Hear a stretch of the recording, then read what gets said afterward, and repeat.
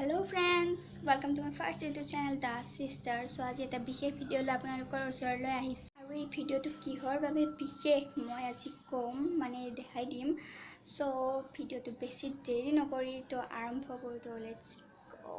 Friends, আজি এই বিশেষ ভিডিওটো বনোৱাৰ কাৰণ হ'ল আজি আমাৰ ঘৰলৈ এজন বিশেষ ব্যক্তি আহি আছে আৰু তেখেত হ'ল ডিম্পু দাদা আহি আছে আমাৰ ঘৰলৈ। আজি তেখেত আমাৰ ঘৰৰ ওচৰতে ঘৰ, সো আহি আছে আজি আমাৰ ঘৰলৈ প্ৰথমবাৰৰ বাবে। মই ক'লো এই ডিম্পু দা আহি আছে আজি আমাৰ ঘৰত। মই বহুত এক্সাইটেড হৈ আছোঁ তেখেতক লগ কৰিবলৈ, কাৰণ মই বহুত ডাঙৰ ফেন হয় তেখেতৰ আৰু মই জানো আপোনালোকেও তেখেতৰ বহুত ডাঙৰ ফেন হয়। সো আহক আজি ডিম্পু দাক লগ কৰোঁ। আৰু এটা বিশেষ কথা কওঁ যে মোৰ এইটো নতুন ইউটিউব চেনেল হয়।